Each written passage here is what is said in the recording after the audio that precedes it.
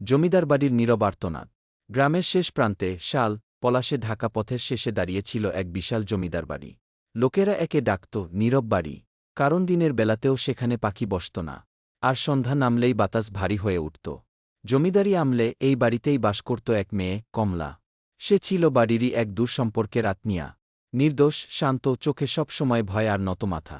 বাড়ির বাইরে থেকে সবকিছু স্বাভাবিক মনে হলেও ভেতরের দেয়ালগুলো ছিল অমানবিক নীরবতার সাক্ষী। কমলাকে দিনের পর দিন অন্ধকার ঘরে আটকে রাখা হতো।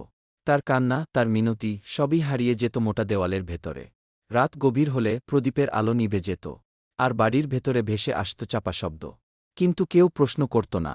এক অমাবস্যার রাতে হঠাৎ করে সেই বাড়ি থেকে আর কোনো শব্দ শোনা যায়নি। পরদিন সকালে দেখা গেল কমলা নেই।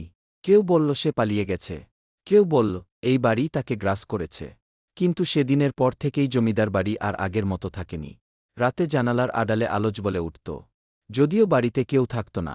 দরজার কপাট নিজের থেকেই বন্ধ হয়ে যেত, আর মেঝেতে দেখা যেত ভেজা পায়ের ছাপ, যেন কেউ হেঁটে যাচ্ছে কিন্তু কেউ নেই। সবচেয়ে ভয়ঙ্কর ছিল মধ্যরাতের সেই ফিসফিস শব্দ। এখনও কি কেউ আমাকে শুনবে না? গ্রামের কয়েকজন যুবক একদিন সাহস করে বাড়ির ভেতরে ঢুকেছিল। তারা বলেছিল ভিতরে ঢুকেই তারা অনুভব করেছিল এক অদ্ভুত শীতলতা, যেন কেউ নিঃশ্বাস নিচ্ছে তাদের খুব কাছে। কিন্তু তারা আর কখনো ফিরে আসেনি। পরদিন সকালে বাড়ির সামনে পাওয়া গিয়েছিল এক জোড়া চটি, একটা ছেঁড়া শাল, কারণ এই বাড়ি এখন তারই।